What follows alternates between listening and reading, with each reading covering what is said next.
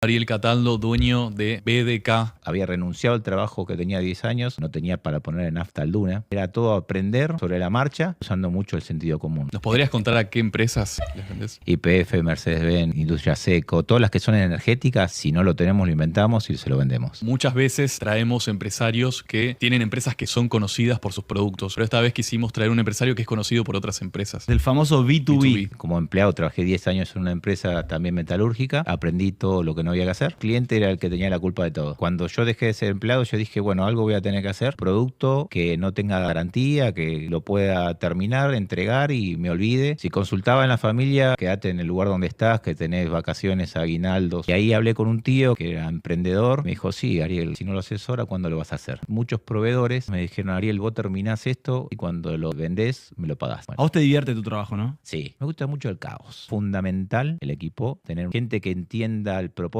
gente que entienda lo que hacemos y para qué lo hacemos. ¿Cómo definirías a un empresario pyme industrial argentino? Es una vasija blanca llena de grietas, pero reparadas con oro, donde si se cae de vuelta esa taza se va a romper en otro lugar que no sea el lugar donde la reparaste. ¿Cuál fue la mejor inversión de tu vida? Es haber dicho, me voy, renuncio y voy a poner una empresa donde invertí mucho tiempo y haber llegado acá y donde estoy, de la manera que estoy, con la gente que me rodea, con lo que la marca es reconocida en el ambiente, que eso para mí es mejor que cobrar un 10% más, 10% menos un mueble. La Fábrica Podcast. Creando valor.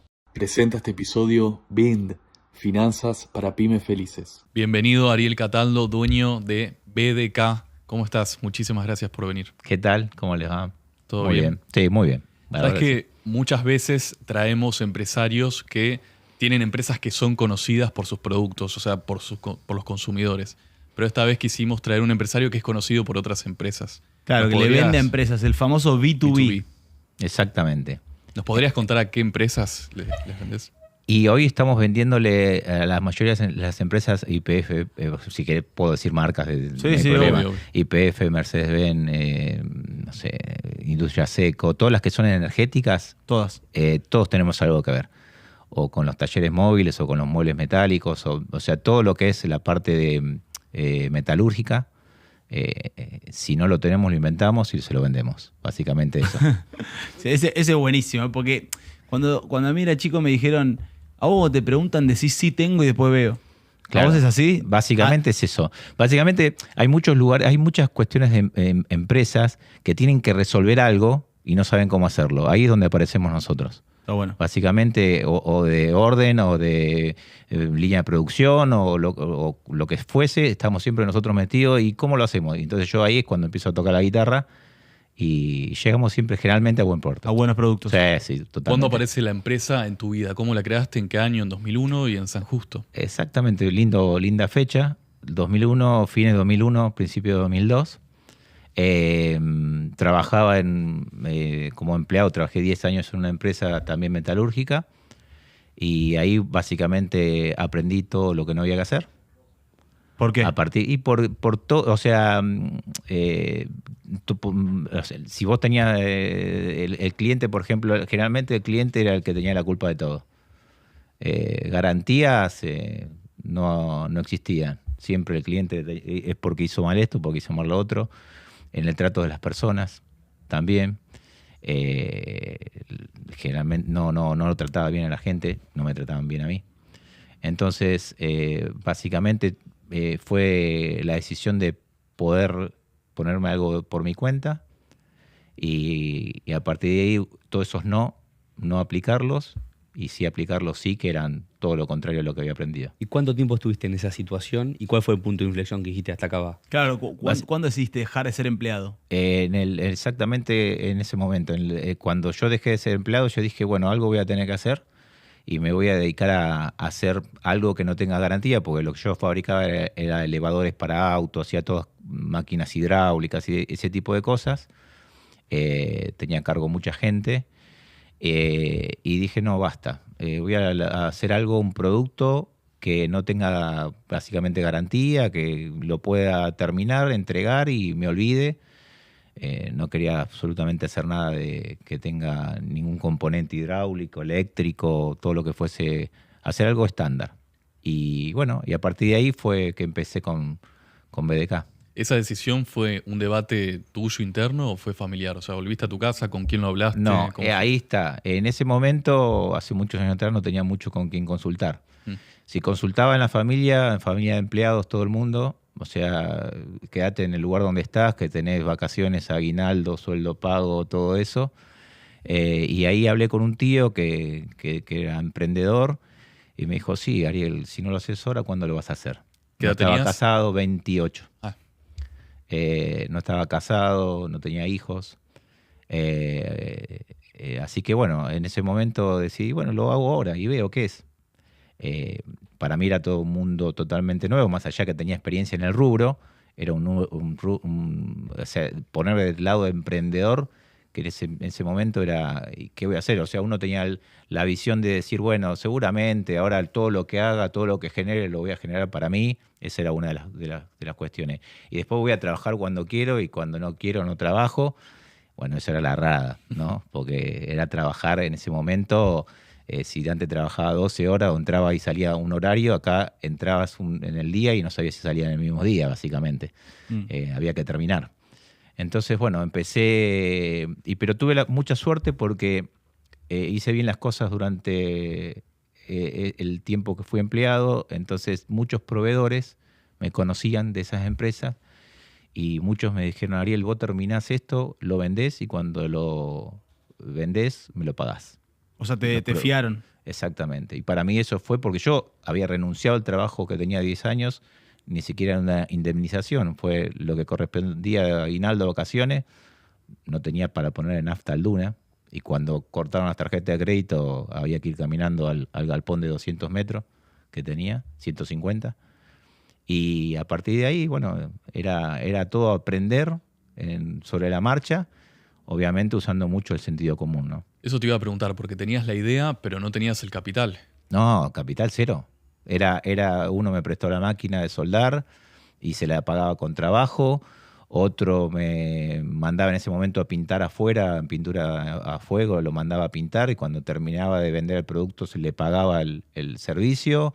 Y fue así, fue empezar y tocar la batería, la guitarra, el bajo y la trompeta al mismo tiempo y vender.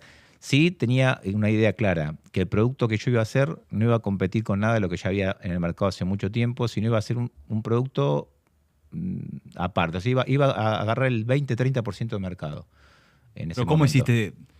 ¿Eso fue un estudio con profundidad o fue intuición? Intuición, absolutamente, de los 10 años que trabajé en una empresa y conocía más o menos el rubro. Pero vos dijiste que eran productos diferentes. El o sea, producto es diferente porque, por ejemplo, la mayoría de los que hacían, vamos a hablar de un banco de trabajo, Sí. que es básico, soldaba y lo pintaba de soplete. Yo lo mandaba a pintar a fuego, tenía la pintura duraba 10 años, o sea, esa era otra cosa.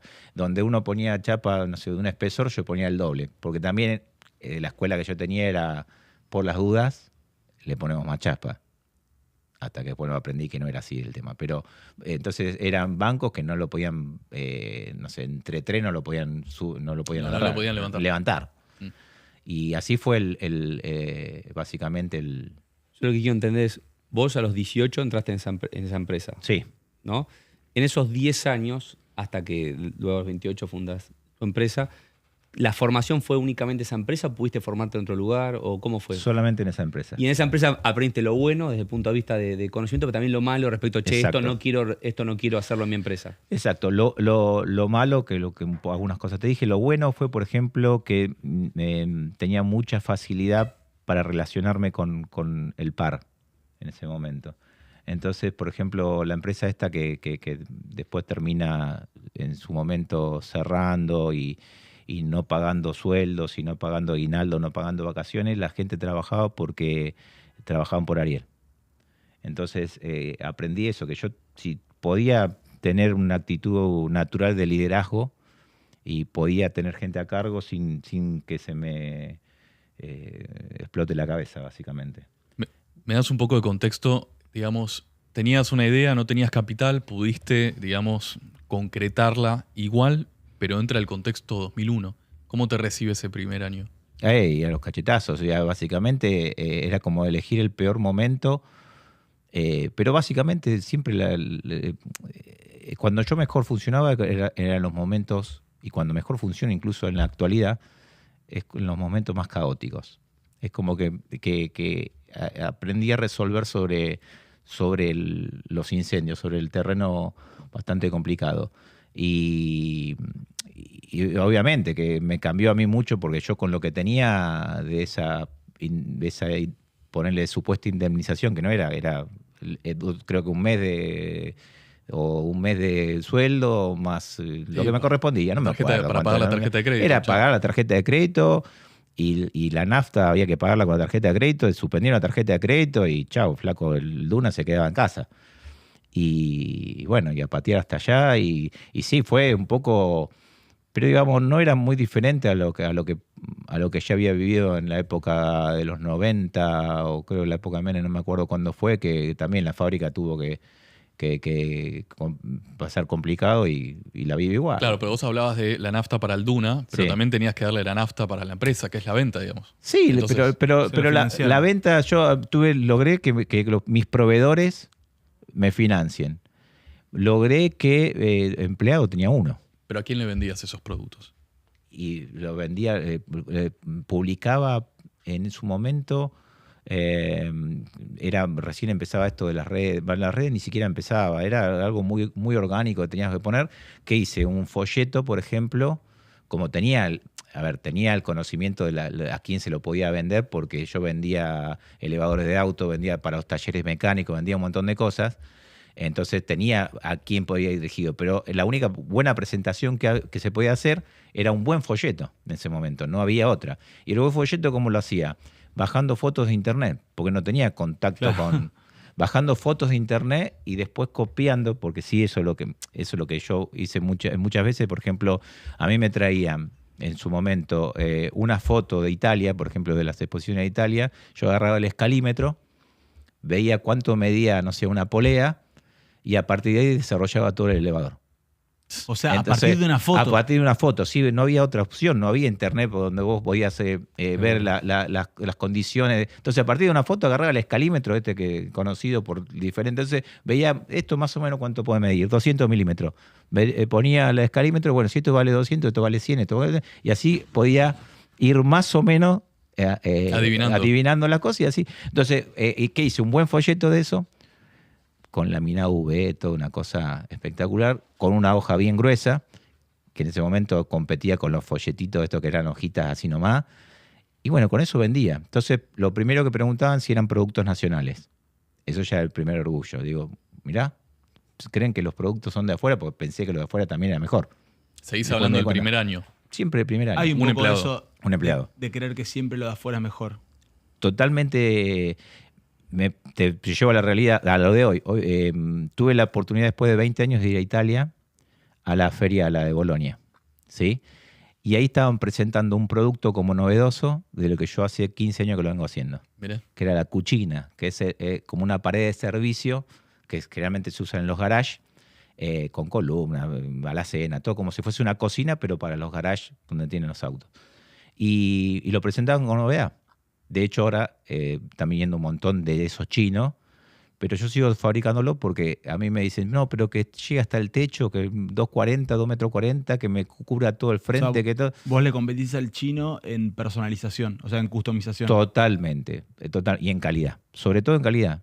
Esa innovación es hija de escuchar al cliente, de aportar otra, porque vos, por otro lado, lo que me decís es que no es que viajás a otros lugares a inspirarte, sino que es más solo escuchar atentamente al cliente y, o sea, la solución está ahí o hay otro mecanismo de inspiración. No, es escuchar al cliente, porque me ha pasado muchas veces que yo me inspiraba de alguna foto que venía de afuera y yo argentinizaba el producto, digo, porque lo hacía con los elementos que teníamos acá. Que bueno, vos vas a Italia, tenés unos herrajes que son una maravilla, tenés un montón de cuestiones que te hacen más bello el producto, pero no mejor. Y bueno, lo argentinizaba un poco y después no pegaba ese producto porque no era muy nuevo, era muy novedoso para lo que se está usando acá. Entonces ahí fue cuando empecé a escuchar primero de afuera hacia adentro. Y a partir de la necesidad del cliente, de todos los clientes, empezábamos a buscar soluciones. Y cada vez soluciones mejores, de mejor calidad, tratar de bajar, bueno, en este caso, mantener la calidad en todo el producto, bajando, digamos, espesores, llegar al límite de lo que podíamos hacer, porque si no lo otro era una locura. Hoy no se puede comprar, básicamente. Quiero meter una pausa porque al principio arrancamos diciendo que vos sos una empresa B2B, o sea que le vende a empresas como, dijiste, varias de las empresas más importantes Sí, de la la Argentina. mayoría. Después nos pasamos a la historia, pero no dijimos qué es BDK Design hoy. O sea, concretamente, si tenés que describir tu empresa, ¿qué es lo que hace? Porque vos dijiste soluciones. Qué difícil. No, bueno, BDK, sí, es básicamente es una empresa de soluciones. El producto es una excusa. Termina siendo una excusa el producto A ver, al final. contame. Porque soluciono el problema de mantenimiento de una flota de vehículos o mantenimiento no sé, en el pozo petrolero con un equipamiento vehicular. Vienen las camionetas, Pero vos, paleadas, y yo lo equipo todo adentro. Hago el taller, hago la parte de lubricación, hago todo. Y entonces le entrego el producto terminado, a YPF, por ejemplo. para el que nos está escuchando, Sí. o sea, a vos YPF te dice, Necesito una camioneta. pero vos no comprás la camioneta. No. O sea, Me vos... trae la camioneta y yo la equipo. Le hago desde la cúpula hasta todo lo que va adentro. No herramientas de mano, ¿no? ¿Y te piden Sino- lucuras? O sea, algo que sí. Sí, todo el tiempo. ¿Cuál es la mayor locura, ponele? Todo el tiempo. Decís algo que si te acuerdas y digan, este loco me te pidió esto y que me encantó, digo, te deben gustar esas cosas. Empresas no. Personas. Generalmente las locuras son de personas. Por ejemplo, Tipo el de Quinta Fondo, me haces acordar. llegar a una casa, bajar la camioneta hasta un subsuelo con un elevador. El elevador lo hago yo. Después que el elevador suba y tiene el jardincito, o sea, no se nota que el elevador está. Y abajo tiene toda la barra con bebidas y etcétera, etcétera, etcétera. Bueno, es como sí, que un lugar secreto. un lugar secreto, exactamente. He hecho, no sé, garage, por ejemplo, de 700 metros cuadrados. Arriba está la casa y abajo un garage de 700 metros cuadrados. He hecho en el Tigre, también, imagínate lo que es ir al Tigre, al lado del río, en un subsuelo. Cómo tienen que estar esas paredes, todo, o sea... Bueno, no, locuras todo el tiempo, ¿eh? Che, ¿y cómo, Todo el tiempo es. cómo se hacen los costos de esas locuras? ¿Cómo te sentás a pensarlos? Lo bueno que nunca decimos que no. Y ahí es cuando viene el problema. No, los costos... nosotros tenemos una premisa. Nosotros no cobramos el diseño. Podríamos decirnos, pararnos... Hoy, si quiero, me puedo parar en un lugar y decir, si vos querés BDK, lo tenés que pagar. Y nunca fue así y tampoco va a ser... nuestro público lo puede pagar. Entonces, podría decir eso, y no lo hago. Nosotros cotizamos metro de chapa, kilo de materiales y listo. Y lo que tenga. Después el diseño, las horas de diseño, porque aparte del ida y vuelta es un montón. De hecho, en las empresas nos pasa mucho.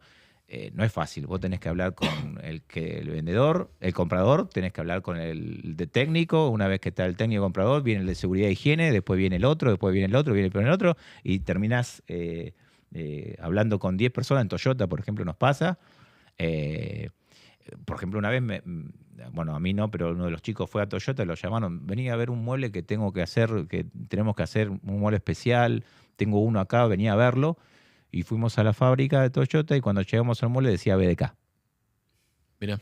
O sea que es así. Vos crees que... A veces uno idealiza mucho las marcas importantes, pero hay personas. Tommy, Entonces, te preguntaba por BDK hoy, pero ¿cuánta gente emplea hoy BDK? Hoy BDK somos casi 40 personas. Ok. Sí, entre administrativos, venta, diseño. Yo quiero entender algo. Vos cuando haces ese garage, ¿hasta dónde va tu obra? Porque hay un tema de ingeniería, digamos. ¿Hasta dónde va? ¿Va el diseño y la parte de chapa o haces la obra completa? No, O sea, no. ¿hasta dónde llega tu...? Lo mío es todo lo que tiene que ver con el mobiliario, con lo que haya que inventar para ese lugar. Por ejemplo, una vez me tocó una persona que quería que la visera tenía cascos, digamos, exhibidos, y quería que la luz le pegara justo en la visera del casco, por ejemplo. Cosas bien así, específicas. Pero ese tipo de cosas, yo lo que hago es el diseño del producto, llevo el producto, lo instalo, si hay que instalarlo, si requiere instalación, en algunos casos no requiere instalación, y hasta ahí llego. y nada más. ¿Y qué fue lo más raro que hiciste? O sea, que fabricaste, amén de esto que hablaste del garage, que fue más caro, pero ¿hay algo raro que hayas hecho? Que te hayan pedido. Lo que pasa es que ya nosotros estamos, decía, como algo en particular no puedo especificar. Sí, cosas que a partir de ahí después uno empieza a crear otras, pero por ejemplo, ahora estamos haciendo unos carros raros para Mercado Libre, por ejemplo, de picking. Y una vez llegó Mercado Libre y ¿lo puede hacer? Sí. Listo, lo hacemos. Y el problema es que, en este caso es que uno le gustaría decir, che, te voy a pedir 1000 en el año. Bueno, eso a mí nunca me ocurre. Me piden 200 por mes capaz, o 150 por mes. Y yo no sé si el mes que viene me van a pedir. Y el mes que viene agarre me piden, ¿no tenés 150 más?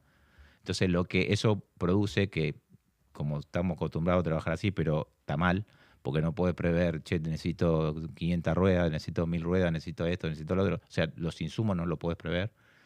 Y eso hace que, bueno, en épocas donde era más difícil conseguir insumo o te aumentaba todo el tiempo, se complicaba. Y el tiempo, viste, apremia en este tipo de cosas. Me comentaste unas jaulas, ¿puede ser también? La jaula, sí. Eso es lo raro. Estoy haciendo jaulas para transportar los animales. No sé si se puede decir, capaz que después me cagan cuando llego a la fábrica. Me dice, ¿qué hiciste? Estoy haciendo una jaula para transportar los animales del zoológico Luján a diferentes lugares del mundo. Estos animales lo meten dentro de la jaula, lo acostumbran a estar un tiempo ahí porque tienen que, la característica tienen que aclimatarse y tienen que viajar despiertos. No pueden viajar dormidos dentro de la jaula, dentro del avión. ¿Sí? De hecho, el primero... ¿Es como que los van a liberar? Ellos dicen que sí, que tienen, digamos, lo liberan en una reserva, obviamente, y si tienen que morir, van a morir en un lugar digno, digamos, de una manera, no en el zoológico de Luján, donde comen carbohidratos todo el tiempo. El oso, bueno, transportaron ahora el oso, ahora tienen que transportar a los tigres, pero hay como 60 animales. Así que quizás pueda hacer 60 jaulas. Ahora estoy haciendo 25. Tienen que estar despiertos. ¿Y cómo carajo diseñás eso? O sea, ¿qué es lo que pensás? Está llena de alarmas, ¿viste? No, aparte que la del tigre no es la del elefante, son dos animales. ¿Cuánto mide ¿cuánto mide el tigre? Y esto, y bueno, ¿y qué necesita? Y necesita una puertita para poder darle de comer. Bueno, listo, dale. ¿Y de dónde puede respirar así? Y la superficie, ¿puede agarrar cuadradito o puede agarrar aluminio? Y el aluminio, bueno. Y así es como llegamos al producto final. Y eso en todo, o sea, con todos los clientes. O sea, esas preguntas, o sea, vos preguntás. Imagínate lo que es un equipamiento vehicular. Escúchame, voy a hacer, no sé, herrería, o cerrajería. Bueno, ¿tenés la camioneta? No. Arrancamos por ahí. Pero el taller móvil que vamos a hacer, pero vos me tenés que cotizar un taller móvil. ¿Pero qué camioneta? Pero la camioneta no la tengo todavía. ¿Qué te cotizo? Bueno, y que, claro. Pero eso es siempre. O tengo una Hilux, una Sprinter de doble techo, alto, larga, que esto, que lo otro, y cuando viene la corta... bueno. A vos te divierte tu trabajo, ¿no? Sí. Me gusta mucho me gusta mucho el caos. Digo, ¿cuál es la diferencia principal entre ser empleado o sea, ser empleador, ¿entendés? O sea... Para vos, o sea, vos que estuviste en los dos lados y que fuiste jefe en una fábrica y hoy, digamos, lo liderás como dueño, pero, digamos, ¿qué aprendiste de ese rol y cómo llevás eso que aprendiste como ser jefe y con tus colegas a hoy que sos el jefe de ellos y además sos dueño de la empresa? Sí, mira, yo hoy estoy totalmente retirado de la parte operativa de la empresa, ¿sí? Ya no vendo, no compro, no hago absolutamente nada. Ni siquiera atiendo los bancos, ni estoy metido en las cobranzas, ni nada de eso. O sea, profesionalizaste la compañía. Totalmente. Sí voy todos los días, pero voy a pensar. Ese es mi trabajo hoy. Hoy pienso. Y voy también y aporto el buen clima laboral. Para mí el buen clima laboral es fundamental, de los chicos que están a mi lado en la parte de oficina, en la parte estratégica, y de los chicos que están en la parte operativa abajo, soldando y haciendo las cosas. Y esa relación con el otro, con esa relación de compañerismo, de respeto con la persona que colabora con vos, todo eso lo aprendí de estar a la par de ellos. Y para mí es fundamental el equipo, tener una gente comprometida, gente que entienda el propósito, gente que entienda la causa, gente que entienda lo que hacemos y para qué lo hacemos. Eso es el primer mensaje que le damos al primero que entra en la fábrica. Porque, por ejemplo, si nosotros tenemos que hacer un producto y le tenemos que agregar cosas para que quede bien, por ejemplo, tengo 3 luces, le tengo que agregar 4 luces, un enchufe más y ponerle una superficie distinta a la que había pedido el cliente, pero para que quede bien, se lo hacemos sin ningún costo. Porque el objetivo es que el producto sea el mejor que podemos hacer en ese momento. ¿Por qué profesionalizaste la empresa? Capaz alguien que escucha afuera dice, no, bueno, sos un vago, no querés laburar. Pero tiene un porqué que... Fundamentalmente, porque primero, porque lo hacen mejor que yo, en todos los rubros, el vendedor vende mucho mejor que yo. El diseñador, yo puedo tener una idea, pero el diseñador, yo trabajo con AutoCAD 12, 11, y el diseñador trabaja con SolidWorks, que en 3 dimensiones te lo saca en 5 minutos, un diseño espectacular. Y bueno, todos lo hacen mejor que yo. Y yo tengo la posibilidad de tener la cabeza limpia para poder pensar estratégicamente.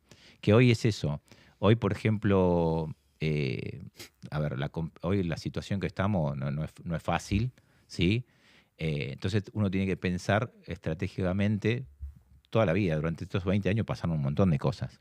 O sea, yo no puedo decir, che, la culpa la tiene este, la culpa la tiene otro. Primero, venimos para adentro. Entonces, por ejemplo, ahora lo que me está pasando es esta visión estratégica. Compré, cuando fui a Italia, por ejemplo, vi que el producto era el nuestro, hasta incluso mejor calidad que los italianos, directamente italianos, no chinos, estamos hablando de los italianos, mejor calidad que los italianos. Pero digo, ¿cómo hacen esto? Ellos hacen mucha cantidad. ¿Y con qué la hacen? Con una máquina que se llama paneladora. Bueno, me estoy trayendo la paneladora. ¿Para qué? Para poder competir en volumen. Pero al mismo tiempo digo, sí, también, pero tengo que mejorar. Para poder bajar costos, tengo que hacer más cantidad de productos en menor tiempo. También, ¿dónde tengo que atacar? El diseño. Entonces, ¿cómo puedo diseñar para que esto, en vez de que el soldador esté 2 horas soldando, esté 1 hora y media? Pero también tengo que tener lugar. Entonces, no puedo hoy sacar una cosa para poner otra o hacer... Entonces, el movimiento tengo que llevarlo al máximo, a la mínima expresión posible, el movimiento. Entonces, también tengo que tener lugar. Entonces, sumar lugar más espacioso, cambiar los diseños, mejorar algunos costos, layout. Mejorar el tema de la tecnología con que voy a fabricar las cosas. ¿Haces todo junto o no haces nada de eso, te quedas en el lugar donde estás y terminás no bien? Pero te hago una consulta. En realidad vos hablaste de tu rol en la compañía hoy como que de alguna forma querés tener tiempo para pensar, para esto de ser estratégico, y lo otro de tu rol como un tipo, digamos, que lo que quiere es generar un buen clima en la organización, Siempre. tener empatía, acompañarlos. Me gustaría profundizar en los dos. Uno, ¿cuál es como tu forma de generar buen clima? O sea, ¿qué gestos tenés? O sea, para el que nos está escuchando y por ahí a veces, digamos, quiere mejorar en ese aspecto. O sea, ¿qué le gusta, según lo que vos viviste, al operario y cuáles son tus recomendaciones para generar ese buen clima? Eso es por un lado y ahora después voy a la segunda pregunta. Primero lo que hay que tener, uno dice empatía, ¿no? Pero tenés que tener a la persona, vos sabés que son seres humanos que tienen, vamos a la parte operativa, la parte de abajo, donde hay chicos que quizás tienen hasta 7º grado o algunos no terminaron la secundaria, y vienen con una carga de problemas importante. Entonces, a veces, primero lo que hago todos los días a la mañana, entro y saludo uno por uno, ¿sí? Con su nombre, ¿qué tal, Marcelo? ¿Cómo te va? Bueno, todo eso. Una vez que hago ese proceso, también tengo momentos donde charlo de otra cosa que no sea de trabajo, ¿sí? Hay momentos que o se van al baño y están 15 minutos o charlan conmigo 15 minutos. Y es mucho más productivo que charlen conmigo 15 minutos. Y eso es estar encima. Esto no se soluciona solamente con plata, porque uno te viene y dice, no me alcanza la plata, me das aumento, le das aumento, y a los 2 meses no le alcanza la plata y no se soluciona. No es darle plata porque sí, sino es ver qué le pasa, estar encima de, che, tiene la necesidad de comprarse la puerta para terminar la habitación de la casa, bueno, te la compro yo, me la pagás por mes, sin intereses, porque estos pibes están endeudados con toda esta tarjeta que le dicen, te presto plata y le devuelven al 200% y es un desastre lo que pasa. Bueno, hoy con lo eso. vemos en datos. ¿Vos lo ves con tu gente también? Totalmente. Sí, sí, siempre, pero esto toda la vida fue así, de los chicos. Piden más de lo que pueden pagar y entonces la idea es no pagar y que lo llamen por teléfono 780 veces por día y no pagar. Entonces, y están todos en una situación importante. Yo lo que le hice, sí, un poco fue hacer una educación financiera. En el momento donde decían, muchacho, me decían, no, no me pagues todo junto por si no me lo gasto, decían. Entonces yo decía, no, pará, comprar mercadería. En el momento donde aumentaba la mercadería toda la semana y todo eso, comprar mercadería, comprar esto. Entonces yo le enseñé, le hice un poquito de educación financiera con Mano a mano, ahí en mano tu a mano, oficina. exactamente, y qué convenía hacer, porque yo aprendí mucho también. A partir de la pandemia para acá, yo descubrí una parte no menor que hoy me está ayudando muchísimo, que la parte financiera. Estar con otra cosa que hago es ¿Cómo te formaste en eso? como empresario, como emprendedor, de la misma manera, de- así de la nada. Está bien, pero sos metódico, o sea, como alguien que quiere aprender, ¿qué le recomendás? O sea, es la calle, pero tipo, ¿le consultás con sí, alguien? no, O sea, financiera sí, es fundamental. Por ejemplo, la parte financiera yo la arranqué, que es importante hoy como juegan todos los números, hoy todo es importante. El 2%, el 1%, todo es importante para poder ser competitivo. Porque eso es lo que te hace o tener 2 puntitos más ganancia o poder bajar al precio 2 puntitos y que eso sumado al otro, sumado al otro, sumado al otro. Entonces la parte financiera es importante. Primero, el principal es no perder el valor de la plata, ¿sí? Que más o menos mantenga el mismo poder de compra. Obviamente tengo un asesor financiero que conocí a un chico que está trabajando ahora con nosotros, que es un nerd de la finanza, entonces también un poco que lo delegué en él, pero yo aprendí un montón. Y entonces también lo que veo, por ejemplo, che, si hoy un plan de AFIP te cobra tanto por ciento, bueno, los hago pelota todos los planes. Pero ahora el plan de AFIP es caro, bueno, los cancelo todo pidiendo caución en la bolsa, por ejemplo, y me financio por otro lado. Esto es dinámico, todo el tiempo te tenés que financiar de manera diferente, no siempre igual, porque ahí está el secreto. está bueno eso. Y de esa manera voy manteniendo el valor de la guita, pero a veces hay mucha gente que ni siquiera sabe lo que es un fondo común de inversión. Y está bien que no sepa, porque no. Pero a nosotros, por ejemplo, nos hace bien que si yo tengo una plata en la cuenta que no estoy usando, lo pongo en un fondo común a 2 o 3 días, algo te va a dar. ¿Sí? Hoy quizás no es lo mejor, no te va a dar como en otras épocas, pero por lo menos tenés el poder de fuego de esa guita sigue siendo la mía o no se devalúa.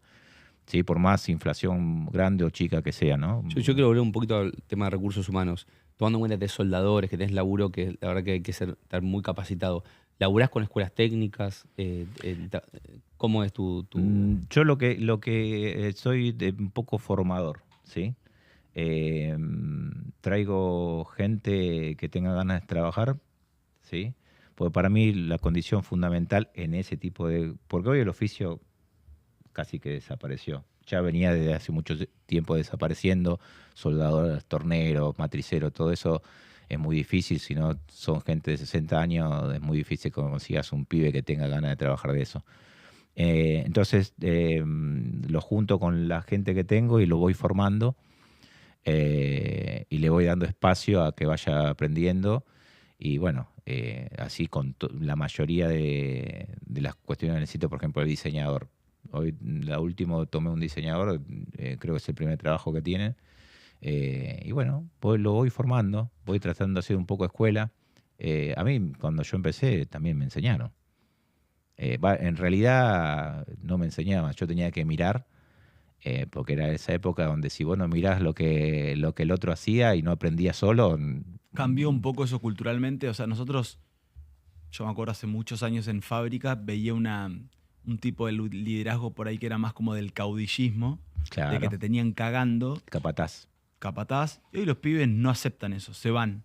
¿Cómo lograste, si es que tuviste esos temas, o digamos, cómo tratás de inculcar esa cultura del trabajo que es la que los pibes necesitan para quedarse en los trabajos. O sea, ¿vos ves ese cambio entre el viejo capataz y en los liderazgos actuales y cómo lo laburás? Sí, antes te agradecían por el trabajo, hoy le tenés que decir por favor que vengan a trabajar. Digamos, básicamente cambió, y no sé si para bien o para mal, pero cambió mucho. Yo no estaba de acuerdo con esa idea del capataz. A mí una vez me chocó mucho porque yo era muy de grupos juveniles parroquiales, de toda esa onda, ¿viste? De tener a chicos, era coordinador de grupos y todo eso. Y entonces el que me dice, vos cuando se muere alguien lo tenés que sacar de acá, ponés a otro en producción y después lo llorás. Y eso para mí era pegarme en el medio del corazón, ¿viste? Porque decía, ¿cómo puede haber gente que piense así? Que era la época esa, la época del capataz.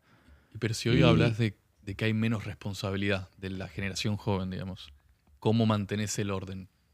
Y no, el orden lo mantenés porque es muy importante, primero estar, y vos lo que tenés que lograr en el tema del clima laboral, necesitas que tengan ganas de venir a trabajar. O sea, eso lo haces con dándole su espacio, dándole responsabilidades, o sea, no estar ahí para cagarlos a pedo por si se equivocan. Si se equivocan, si ven la cantidad de chapa que tiro a la basura, es increíble. ¿Sí? No estoy atrás de eso diciéndole, che, me hiciste perder 4.000 kilos de chapa. Porque después también muchas veces me lo hicieron ganar los 4.000 kilos de chapa. Entonces, el tema es ser tolerante con esas cuestiones, saber que si se equivoca, no es que no pasa nada, ¿sí? Pero tampoco es tan grave. A mí eso me ayudó mucho a cuando yo delegué la mayoría de las cosas.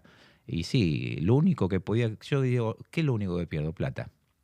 No quería perder prestigio, pero mientras que sea plata, después eso me lo iba a hacer ganar. Porque si a mí venían a preguntar, yo delegaba y me venían a preguntar absolutamente todo, che, esto está bien, esto está bien, esto está bien, a eso no es delegar. Entonces se equivocaban, pero la próxima lo hacían 10 veces mejor que yo. Entonces es una balanza. Tratar de que si en el momento que haya un problema, no hacer hincapié mucho en el problema, buscar la solución y al mismo tiempo que la solución la encuentre la misma persona que produjo el problema. Eso es importantísimo. Porque si no es yo me equivoco y vos me lo solucionás, o papá te lo soluciona, porque esa es la mirada que tenían de mí hace mucho tiempo atrás cuando yo trabajaba con ellos. Yo iba a la fábrica con mameluco, borcegos, camisa de ombú. Estamos tirando toda la marca hoy, ¿no? Pero no importa. No pasa nada. Camisa ombú y iba y me ponía al lado de ellos a cortar material. Entonces ahí imagínate, ellos estaban sintiendo, cualquier cosa está papá, si nos equivocamos, para ver que no nos equivocamos. Cuando esto cambió, también cambió a partir de que empecé a implementar ISO 9001 y todo ese tipo de cosas, cambió esa parte que cada uno se tenía que hacer cargo de lo que hacía. Y bueno, ese cambio fue, con la gente abajo fue bastante duro, porque ya no estaba papá cada uno se tenía que hacer cargo de sus cagadas. Bueno, eso fue un cambio cultural que fue heavy, porque hasta que todo eso empezó a rodar pasó un tiempo. Un tiempo de esconder cosas, de decir, che, mirá, me mandó una cagada, mejor no lo hago. No, el tema es, che, te mandaste una cagada, bueno, veámoslo antes de que llegue el cliente. Entonces la premisa era, muchachos, si nosotros nos dimos cuenta que nos equivocamos antes de que llegue el cliente, lo solucionamos con cualquier manera. Exacto, nosotros siempre decimos como que dentro de una fábrica es obvio que uno va a cometer errores.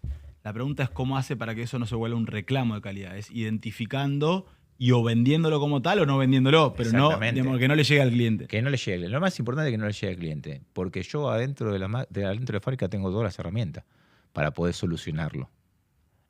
Afuera de la fábrica es un costo altísimo. Buenísimo. Y entonces no mido, che, nos equivocamos, vamos a solucionarlo. Solucionarlo de una manera impecable. Y si lo tengo que hacer vuelta, lo hago de vuelta. ¿Sí? Lo que sí no cometemos siempre el mismo error, porque si no ya sería un problema grave, y menos ahora en este tiempo que tienen que entrar. Por eso te digo, hablo del diseño, hablo de los procesos. Tiene que estar todo lo más impecable posible y el grado de error tiene que ser al mínimo exponente. ¿Por qué? Ya nos equivocamos todo lo que tendríamos que equivocar. Aprendimos. Lo importante es eso, aprender de todo lo que uno se equivoca, totalmente. Ahora, si vos te equivocás 2 veces lo mismo, ya es un problema más grave. Que muchas veces es eso, ¿no? Que uno está inmerso en la diaria, entonces vos estás todo el tiempo como dueño, arreglando quilombo, problema, y capaz que te pasaron 3 veces lo mismo y no te diste cuenta porque estás arreglando, o sea, tu situación es arreglar el problema. Ahora, cuando estás de este lado, detectás que, ese problema ya ocurrió 2 veces. Pero lo detectás así con la tranquilidad de pensamiento que puedes llegar a tener. No, me llama mucho la atención y me gusta mucho que ante el error tu solución sea, bueno, mejorar el bienestar y el compañerismo con tu gente. O sea, no el Totalmente. castigo. No sirve. No sirve. Sí que, a ver, vos sabés que cuando uno trata con personas, no a todos lo tenés que tratar bien. O sea, no que lo tenés que tratar bien, no todo lo tenés que tratar igual, quise decir, no bien. A todos lo tenés que tratar bien, no igual. Algunos que necesitan la palmadita en la espalda, otros que necesitan digamos, el hablar un poquito más fuerte y otros necesitan hablar más lento y pausado. O sea, cada uno necesita diferente. Entonces, lo que yo detecté en la fábrica, cuando yo empecé a delegué con gente que estaba a mi alrededor. Entonces, yo lo que detecté es decir, vos sos bueno para esto, vamos para esto. Entonces, en ese momento, la empresa creaba los puestos en base a la gente que tenía. Entonces, así fue creado hoy digamos, la columna vertebral de BK. Entonces, cada uno, vos sos bueno para vender. Pero yo no vendí nunca. Pero sos bueno para vender. Y fue el mejor. ¿Sos futbolero? Sí. Y te dicen que la columna vertebral es el arquero, el 2, el 5 y el 9. Exacto. ¿En tu empresa cuál es? O sea, ¿cuáles son esos 4 perfiles? No de nombre, sino... nombre. Claro, ¿cuál es una pyme Sector. metalúrgica? ¿Cuál es la columna vertebral? La columna vertebral para mí es la parte administrativa, ¿sí? Fundamental, porque si no cobramos y no vendemos bien, la parte administrativa es fundamental. Es el arquero. El arquero. Ataja los Para mí, penales. la parte administrativa es todo, porque si se manda el moco el vendedor o el costo, todo eso, siempre el que tiene que pagar los cheques, los cheques y todas esas cosas es la parte administrativa. Entonces, para mí la parte administrativa es fundamental, ¿sí? Al 9 lo pongo el vendedor, es el último. Para mí es el que mete la hace los pelota goles, dentro. claro. Ahí está Gentile. Claro, el 9 es el que hace los goles, ¿sí? Y después en el medio para mí, hoy no voy a poner la fábrica, ¿sí? Porque la fábrica, la parte operativa lo saco del terreno, ¿no? Porque es otra cuestión. Pero es parte del equipo, ¿no Sí, es el 5 aguerrido por ahí en la fábrica? Sí, yo lo estoy viendo porque la fábrica puede jugar, son los que pueden jugar en cualquier lado de la cancha, digamos, Ok. ¿sí? Pero si vos no tenés una parte, por ejemplo, de la parte de venta, la parte de... Administración. Y hoy para mí el 5 es la parte de marketing. Mirá. Hoy para mí el 5, el jugador que tiene que tener todas las perspectivas es marketing. ¿Sabe para qué lado tenemos que ir en el momento que tenemos que ir? Cuando nosotros dijimos, el año pasado, pues, participo de Expo Agro para algunas cosas que hago y demás, de equipamientos de camioneta. Entonces dije, el año pasado nos juntamos, ¿para dónde vamos a tener? Y vamos a tener que... Está complicada la mano, digamos. Vamos a tener, porque las industrias, la parte de mantenimiento de las industrias están comprando menos, la parte entonces vamos a tener que ir a logística, minería y petróleo, digamos, y energía. Vamos a tener que apuntar con productos para ese lado. Y así fue que empezamos a hacer productos para ese lado y le dimos mucha bolilla a eso. Nació un nuevo segmento, el equipo de cada industria. Está Me bueno, gusta, La columna vertebral. No, yo te voy a preguntar, vos laburás con empresas muy grandes, Sí. lo arrancaste desde hace varios años. ¿Los requerimientos de estas empresas fueron cambiando a lo largo del tiempo de la evolución de esos requerimientos? ¿En qué sentido? Quizás ahora le dan mucho más, le prestan mucho más atención al diseño y menos a la durabilidad, ¿se entiende? O viceversa, al pragmatismo que tenga ese mobiliario, digamos. ¿Cómo fue esa evolución o siempre fue igual? No, cambiaron los actores. En muchas empresas antes decidía el de compras, por ejemplo. El de compras decía, este producto va, este producto no va. Por precio, por calidad, pero generalmente era por precio. Ahora en muchas empresas decide el usuario. En muchas empresas grandes decide el usuario. Y el usuario es el que te lleva la oferta a compras. O sea, a modo de ejemplo, si es un mobiliario para una producción, para los que lo están llevando a cabo es la producción y no el de compras. Exactamente. O en conjunto. Claro. Pañol dice, necesito, ahora nos está pasando en Onda, por ejemplo. ¿En onda? En Onda. Necesito un sector de muestras, no sé cómo es porque a veces toco medio de oído, porque no conozco absolutamente todo lo que se vende, pero algunas cosas me llaman más la atención y donde pongo más foco. Pero en Onda, por ejemplo, están haciendo una sala para muestras, no sé, una cosa así. Y claro, y lo que piden son cosas que uno, viste, decir, pero no es la solución. Entonces tratás de primero llevarlo, porque la verdad que hay veces que no tienen idea. O sea, o sea, no saben cómo llevarlo a cabo. Como hablamos antes, no es porque no se dedican a eso. No es su core. No O sea, claro, es tu core y no es el de ellos. Exactamente.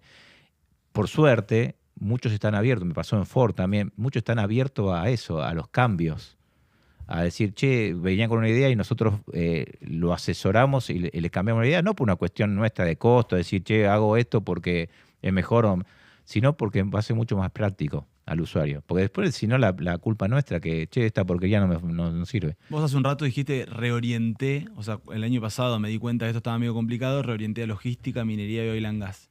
Para esas empresas, pymes, que están queriendo hacer un recorrido similar de otros sectores, o sea, como que quieren ser parte de estas cadenas de valor, ¿cómo lo hiciste? O sea, ¿cómo buscás abrir esas puertas?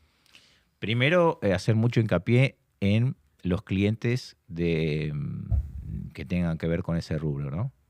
En este caso, bueno, en el caso de Mercado Libre, o por ejemplo, en el caso de Mercado Libre, el desarrollo del producto que estamos haciendo llevó mucho tiempo. Pero mucho tiempo por los idas y vueltas, ¿no? Que la rueda así, que el coso así, que el cosito, el soldadura acá, el puntito acá, el otro acá. Entonces, ellos son cosas que... Entonces, pero apuntar a eso, por ejemplo, tenemos industrias que tienen que ver que tienen grupos electrógenos, que venden el solar, el seco, todas esas industrias que tienen que ver con energía. Ya lo teníamos como cliente, entonces es abordarlo y crear una necesidad para la planta nueva, para las cuestiones nuevas, para crearle un banco, por ejemplo, para la parte de la persona que va a arreglar un grupo electrógeno, que son como no sé, un 40 pies de esto de los containers, es un grupo electrógeno, por ejemplo, y ahí generar un ambiente de trabajo dentro para poder hacer reparaciones ahí adentro, cosas así de entre ida y de vuelta, pero o sea, decir, che, por ejemplo, me pasó ahora en Espovaro, está el tema de los drones para plantar, para fumigar, para todas esas cosas.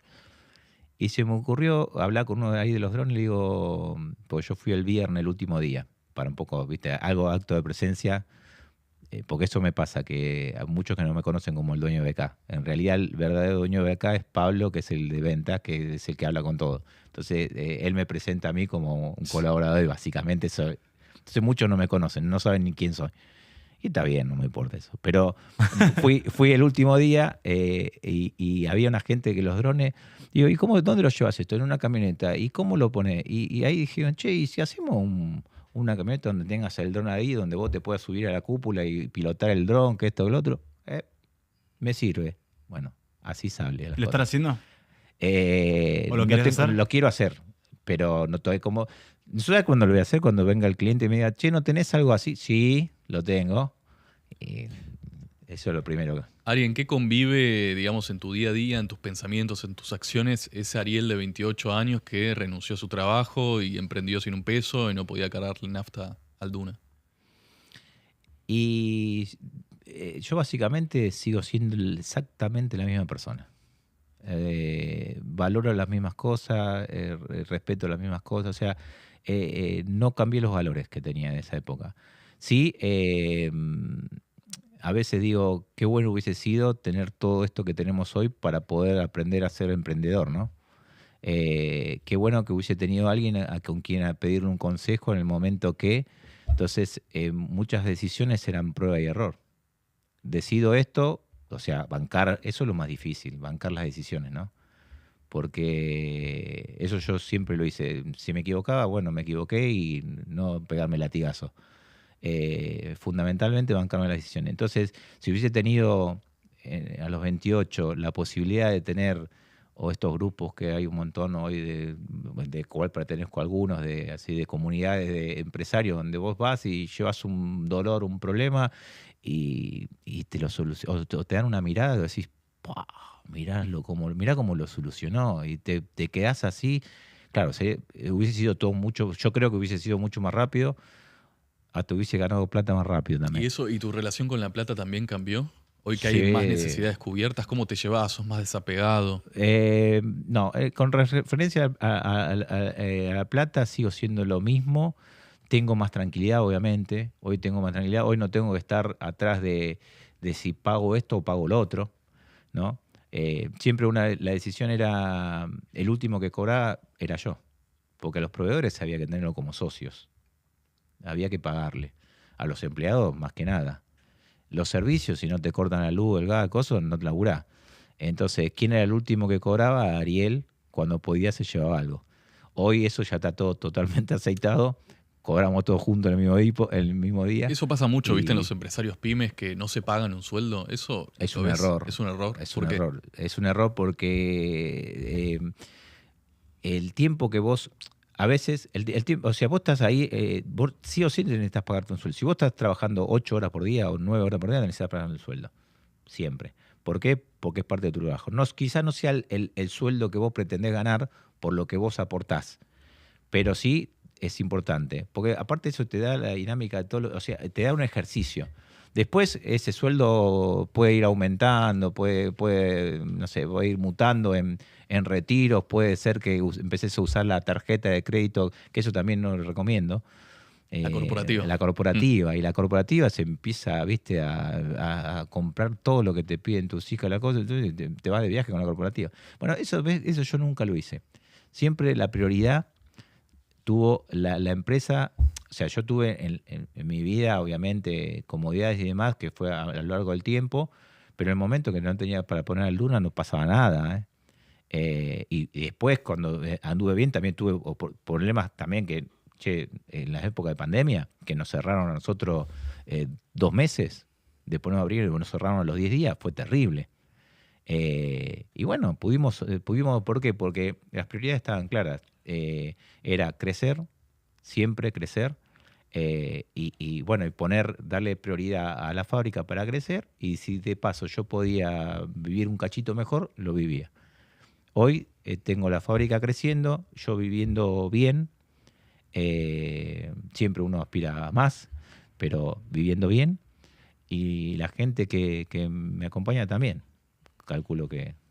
Ahí Está tengo bien. de nuestros amigos de Mills, que son amigos y sponsors, una preguntita que tiene que ver con cuando la empresa empezó a crecer en serio, ¿cuándo sentiste que la intuición ya no alcanzaba y había que empezar a ordenar las decisiones? Un poco vos mencionaste la Hace diferencia entre antes y ahora que está mucho más profesional, pero ¿cuándo y cómo se da esto? Y se da a partir de, por ejemplo, me pasó con la parte de diseño, con la parte de marketing. Ya tenés que traer gente que esté en el rubro, que sepa. Hoy, como yo te decía antes, yo los puestos los fui armando, las áreas las fui armando a partir de las personas. Hoy las personas que contrato tienen que adaptarse a las áreas. Es diferente. Y eso a veces, hay una equivocación donde uno dice, che, tengo que llamar, por ejemplo, hay gente que, yo conozco muchos empresarios amigos que trabajan, llegan a las 7 de la mañana, se van a las 10 de la noche. Y le digo, ¿y cuánto podés pagarle vos a un gerente? Y no, ¿cómo le voy a pagar 4 millones de pesos a un gerente?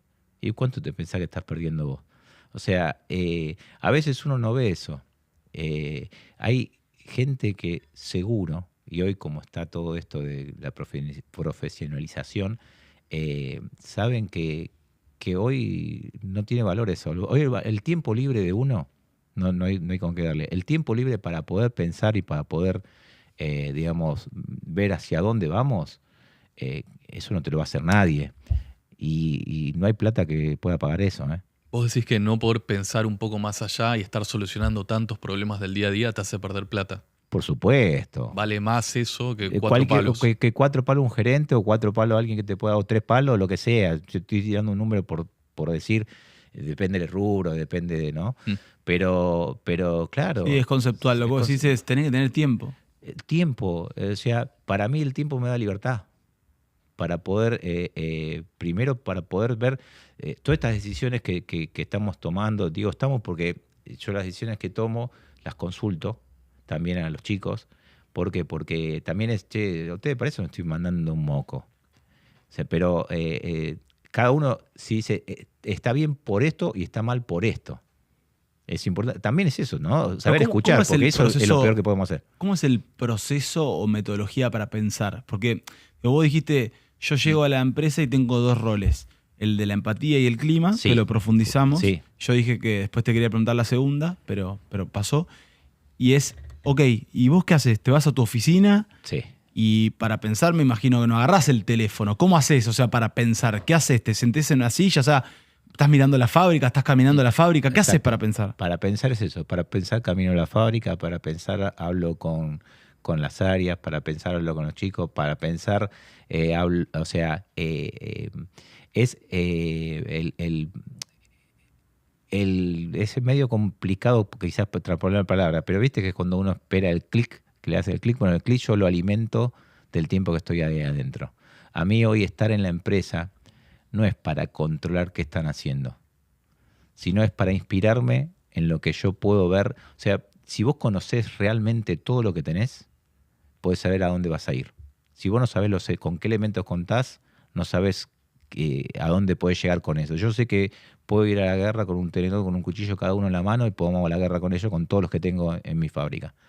¿Entendés? ¿Por qué? Porque los conozco, porque estoy ahí, porque sé que... Entonces yo puedo pensar hasta dónde puedo llegar con lo que tengo. Y también puedo pensar qué me falta para poder llegar al determinado lugar donde quiero hacerlo. ¿Qué me falta? ¿Qué me falta de recursos humanos? ¿Qué me falta de maquinaria, de tecnología? ¿Qué me falta de dinero? ¿Qué me falta de la parte financiera?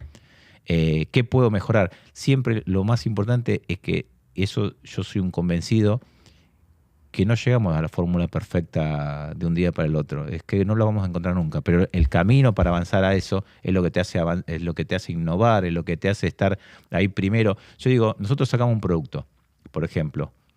En este caso era un producto que, una boludez, ahí que poníamos en la pared, ponías herramientas eléctricas y listo. A los 3-4 semanas empezaron a aparecer el mismo producto que el mío. Somos fuente de inspiración de muchos, ¿eh? Es verdad eso. Nosotros también acá en el podcast. Sí. Pero está bueno, pero Sí, está bueno. qué sé yo. No, y te exige reinventarte, ¿no? Exactamente. A mí me pasó eso, por ejemplo, con una firma de afuera, italiana, una marca italiana que se puso en Argentina. Yo soy muy defensor de la industria nacional. Todo, o sea, hoy podría BDK ¿Cómo con es el ese know-how. cartel ahí? Exacto. Muy bien. Exacto. Hoy BDK podría tener menos gente en la fábrica, podría traer partes de China, podría, con la calidad que yo pida, podría hacer menos proceso y listo, y ya está. Y No da lo vamos mismo, para decís. No es lo mismo. No es lo mismo incluso... Para vos, ¿qué te genera generar trabajo? Para mí, yo si pudiera tener una fábrica con 100 personas, las tendría. A mí esto de no contratamos por esto, por lo otro. Sí, hemos tenido problemas, gente con problemas y que te hagan problemas siempre va a haber, siempre lo hubo, no hay una ley que pueda cambiar eso. Pero para mí es fundamental, para mí el trabajo argentino, o sea, esto que a mí cuando me compararon una vez que me dijeron, che, tu mueble es mejor que los alemanes. Hice una primera exportación a Audi de Brasil, con unos muebles que me pidieron para Audi Brasil. Y no sabían si comprarle a los alemanes, pues yo tenía una marca que se llama Durar. Y ellos buscaban un mueble que se llamaba Dura. Y aparecí yo, ahí, chan. Y entonces me confundieron con Dura. Che, ¿usted puede decirlo? Obviamente. ¿Puede hacer? Claro que sí, podemos hacerlo. Entonces no sabían si comprarle a Alemania los muebles de Audi o comprarlo a BDK. Hice la exportación yo, lo compraron a BDK. Cuando llegaron los muebles allá, no lo podían creer de la calidad de esos muebles. Y cuando me dijeron, che, son mejores que los alemanes, porque tenían muebles alemanes y tenían los muebles míos al lado. Cuando dijeron, son mejores que los alemanes, sí, listo, cerramos ahí, cerrá la 15, ya estamos. Esas son las satisfacciones que tengo en el trabajo. ¿Entendés? O sea, esas cosas que te digan, es mejor de lo que yo esperaba. Chao. buenísimo. ¿Cómo definirías a un empresario pyme industrial argentino? ¿Tenés una forma de definirlo? Sí, yo creo que el empresario pyme argentino viste, como las vasijas estas japonesas que se rompen y la arreglan con oro, entonces quedan hermosas esas vasijas que no sé cómo se llama ese arte de reparar las vasijas, entonces te quedan todas llenas de grietas, bueno, así es el empresario argentino y el emprendedor argentino.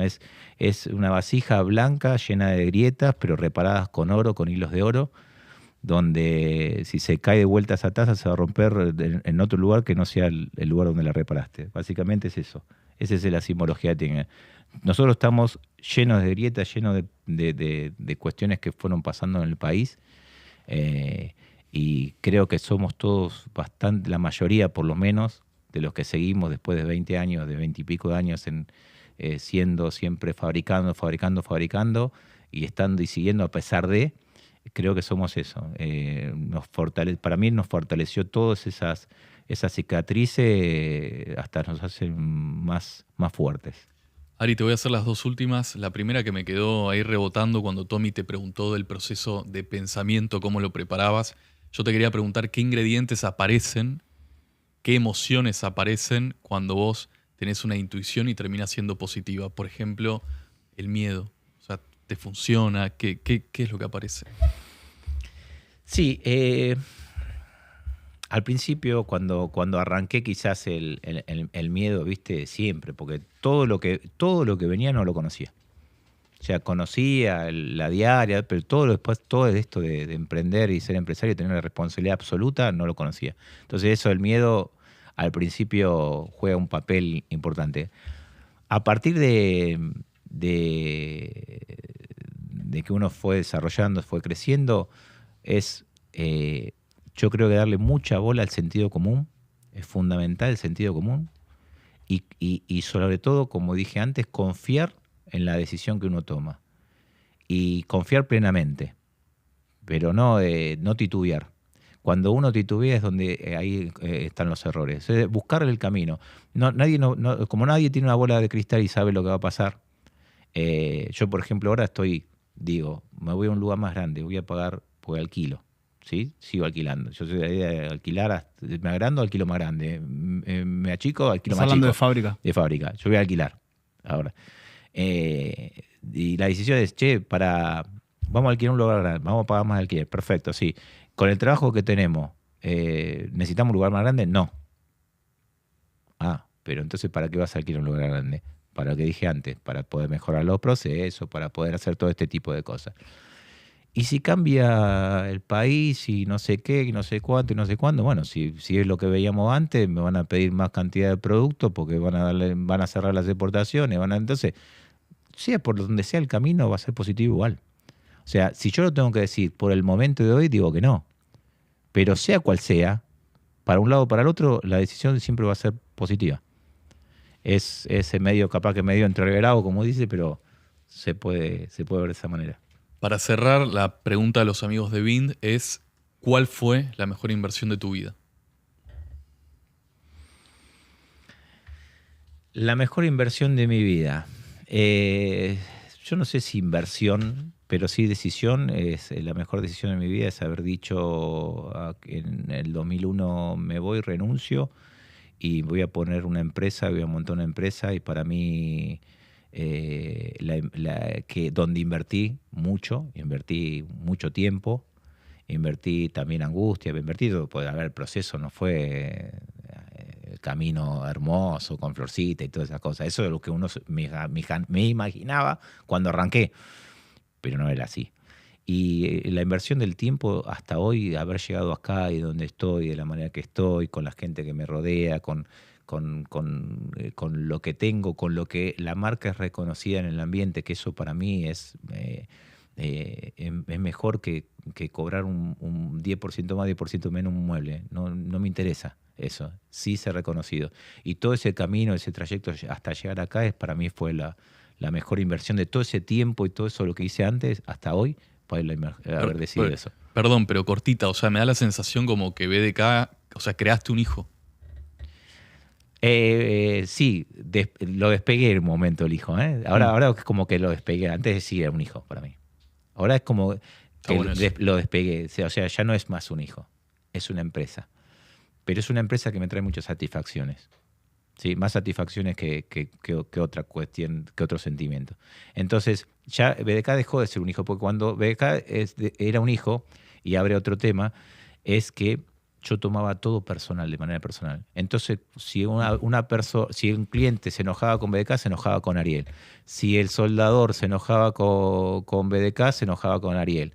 Entonces ahora no es nada personal. Cuando yo aprendí que no es contra mí, es contra la empresa, y me despegué de la empresa, entonces cualquier cosa es a BDK, no Ariel. Antes era Ariel y BDK era lo mismo. Hoy Ariel y BDK Está no bueno son lo eso. mismo.